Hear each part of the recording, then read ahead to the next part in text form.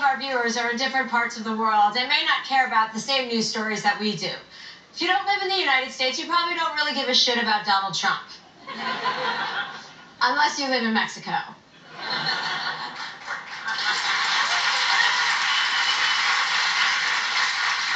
Or France, or Egypt, or Canada, or any Muslim country. Or wherever Miss Universe hails from. So to those of you who are watching from around the globe, I say bonjour, hola, namaste, salam, and croissant.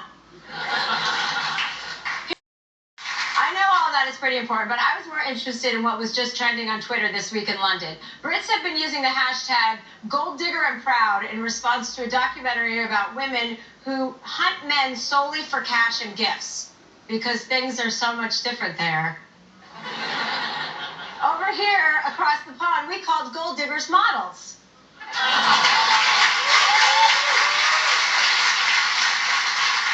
Caretakers. Or whatever the fuck Casper Smart is.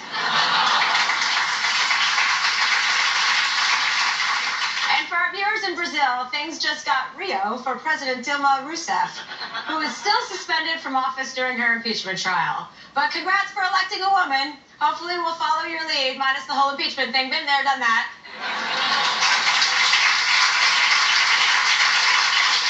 And finally, for our viewers in areas plagued by the Zika virus, the World Health Organization suggests women in the affected regions should consider delaying pregnancy until further notice. The World Chelsea Organization recommends that you delay pregnancy forever. That's what's big in the world.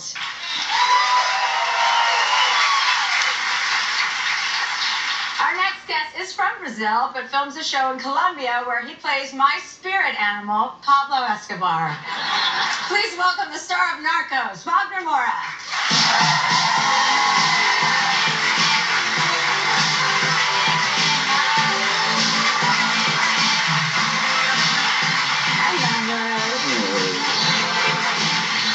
Have a seat. Well, you go that way. You go that way. Hi. Hi, Chelsea. I haven't seen you. I saw you. Last time I saw you was in Vegas, right? Las Vegas, yeah. That was my first time in Vegas.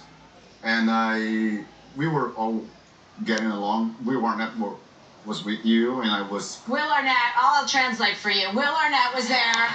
It was a Netflix panel, so they had different stars of their Netflix shows, and we had met for the first time, and I love your show, Nárcos. If you guys watch Nárcos. I know both. I love you as well. I think you're... And it was great to meet you finally there. And we were on a stage, and you were presenting the whole thing, and you asked me something, and I just didn't understand what you said. So I came closer to you, and you immediately sat on my lap, which was great. Yeah, I mean, it's a great way to meet somebody, and it's also a great way if you don't understand anybody, you just hop on top of them. I didn't realize though that you're from Brazil, so you shoot your show. You shoot your show in Colombia.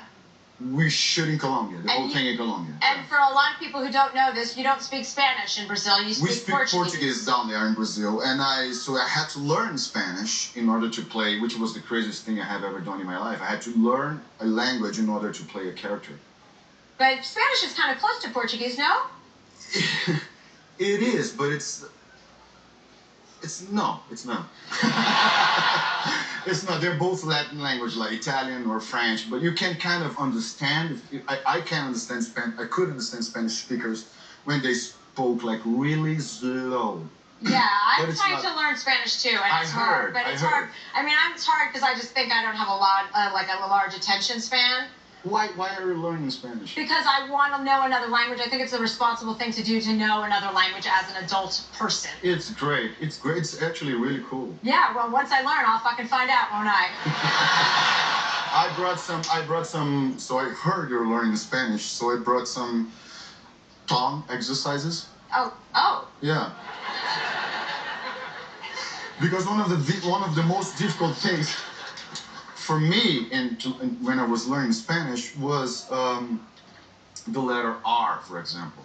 where to put my tongue when I was pronouncing the letter R or D, but especially the letter R, which in Portuguese sounds like an H for you, like ha.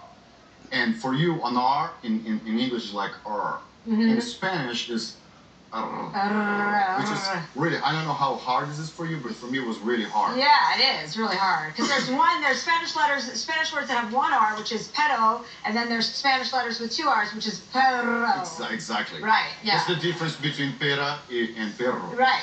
I just don't care if they understand me at that point. I mean, I'm trying hard enough. So I have this thing. That helped me a lot. We were supposed to say this thing in one only breath. Okay. Like, right? So R con R cigarro, R con R barril, rápidas corren y ruedan las rápidas ruedas del ferrocarril. Now you try. Take a breath. Well, I'm sorry, I'm still climaxing. Where am I? R con R cigarro, R con R barril, rápidas corren y ruedan las rápidas. Okay, R con R cigarro, R con R barril. I can't see my rápidas corren y ruedan las rápidas ruedas del ferrocarril. Yeah.